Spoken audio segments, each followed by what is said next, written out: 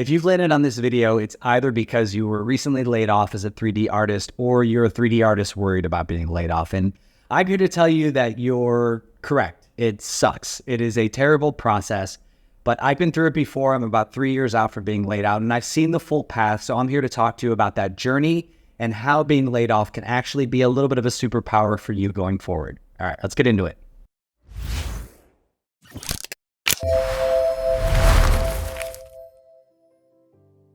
So a little backstory on me. I worked at a place called Blue Sky Studios starting in 2008. I absolutely loved it there. It was an incredible place filled with brilliant people. We made animated features. We were very successful in what we did. We created some groundbreaking stuff and it was just a great place to be. But one morning in 2021, I was out for a run in Central Park before my shift, before my day was beginning, and I got an alert that there was a meeting, a brand new meeting on the calendar that was covering something like critical business needs, and everybody was mandated that they had to be there. And I'd never seen anything like that before. A little bit worried, but not too much. The meeting lasted 8 minutes, and in those 8 minutes, 600 people lost their jobs. Disney, the parent company that owned Blue Sky Studios, decided to shut down the studio, kill the production that we were working on, which was Nimona, which is now an Oscar-nominated film, but at the time it looked like it was dead in the water. So we were all devastated, and it's us. Like, there's no two ways around it. Getting laid off from your company, watching all your friends get laid off, it sucks. It sucked during COVID when we couldn't be together. It sucks when you can be together. It sucks for every single person that is involved in that situation. It sucks more for some people, to be clear.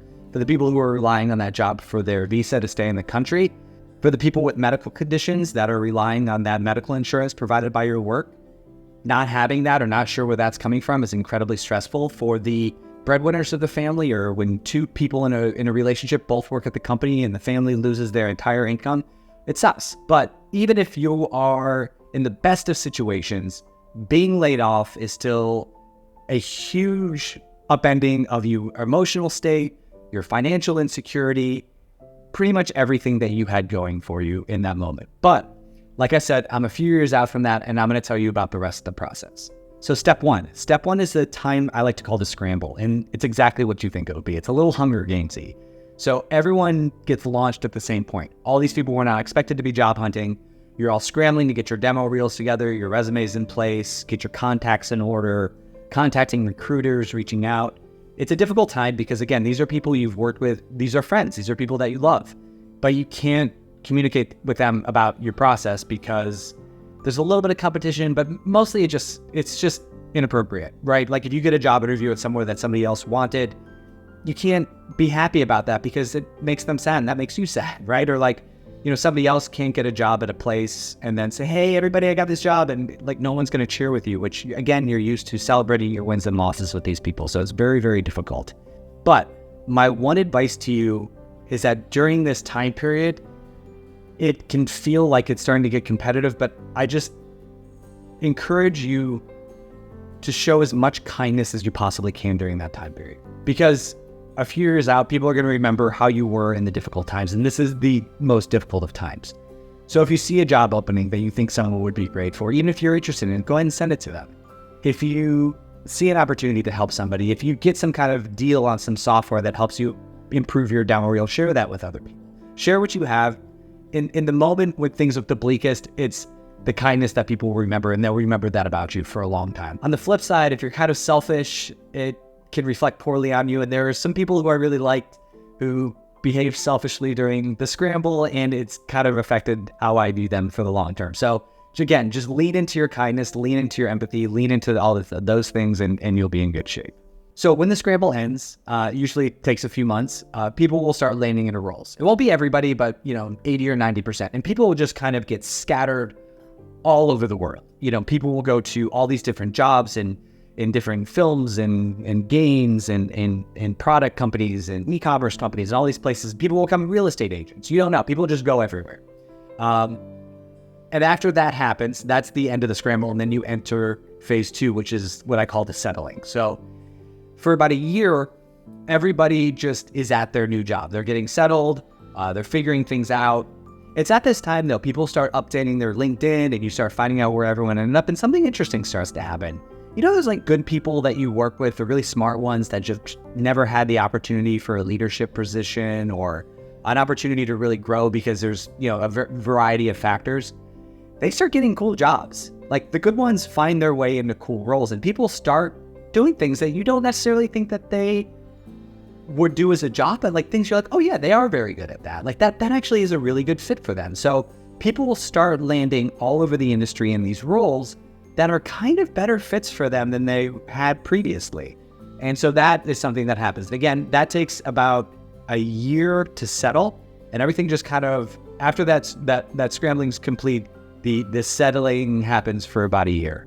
So step 3, I like to call this the reshuffling. So after a year or so, a year to 2 years, the people who have gone out into the industry and have found new jobs, but do not like those new jobs, or it's a worse situation than they thought, or something happened, or maybe it was just a 1-year contract, they start looking for work again. Now, the people who settled into really good situations, after a couple years, they are now in a position where they can start helping recruit for the next round of hires, right? They've probably established some trust, probably done a very good job, and they can start pulling people in from different parts of the industry. So you call this the reshuffle. So this is the time when the good places to work start recollecting people, right? Because who are you going to go to? If you're at a good job and it's time to start hiring, who are you going to reach out to? Maybe one of those 600 people who you got laid off with, who you know are good at their jobs. So that is a very natural thing that happens. So there's this kind of reshuffling that happens. After that reshuffling, things really settle down. People really lock into their roles. And this is where you see that next level of progress from the good ones, right? This is when people start to take on department head roles, leadership roles, like really high-end positions at cool companies with cool jobs. And it's then that you realize, and you kind of take stock and you look around and you say, 80% of the people that I used to work with that were laid off are actually in better positions, better jobs, better pay, better situations that are suited for them. And then you also look at yourself and you realize something too. You realize that you now have a superpower, and that's the idea that you've survived a layoff and lived to tell the tale, right? You have resiliency. You have this knowledge that because it's just because it happens once doesn't mean it's not going to happen again. But you've been down this path. You've fallen down in the hole and you know how to get out, right? You also start to gain a better perspective of what it means to be a worker, right? When I was young, I poured my heart and soul into my job, and it's not a bad thing to do if you care about what you do, right? But there's a balance there. I gave too much of myself to my old job because I thought it would always be there, right? I didn't take the time to develop my other skills. So now when I have a new job, I understand that this is a job, and I give my time and my effort and I care about it, but I also leave some space to develop myself personally, to be in a better position for if and when this happens again of being laid off. You know, I spend time making sure that I'm staying in contact with recruiters, contacts with people in other parts of the industry, preparing myself for if this happens again. Again, it's not as scary. It's not as many question marks. Again, I know the way I'm going to feel. I know how to get out of it. And so it's, again, a superpower of resiliency. Also, you tend to sweat the small stuff at work a little bit less. Like one thing that I noticed was that the same day I got laid off, I was about to have a really difficult conversation with somebody that I worked with, something that was the reason I was going for a run that morning. I was stressed about it. I was nervous about it. And then all of a sudden this layoff meeting happened, and that meeting just disappeared along with every other work concern that I had. It just poofed away. And so you have this knowledge that this stuff that you're working on, although it seems like a major problem in the moment, being laid off gives you a little bit more perspective. Because you can say, you know, maybe this isn't as big of a deal as I thought it was, because it can just go away at some point. Yes, so being laid off sucks, but it's not the end of the world. Because at the end of it, what do you gain? A couple years later, you have a good chance of being in a job that's better suited for you. You now have a massive network of people who you had this like shared experience, this shared travel with, go all over the place. And I can tell you from personal experience that I have this camaraderie with those people. So at any point, at any time in my career, I know that a former Blue Sky person, I can reach out to them and they will respond. And anytime I see a message from an old Blue Sky person, it's like, you have this thing, oh, you remember we went through that thing together.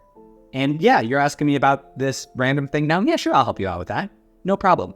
And again, they're all over these good jobs in the industry. You have more personal resilience. You have a better perspective on your work-life balance. It's ultimately, and again, if you've just been laid off, you don't want to hear this, it's ultimately good for you.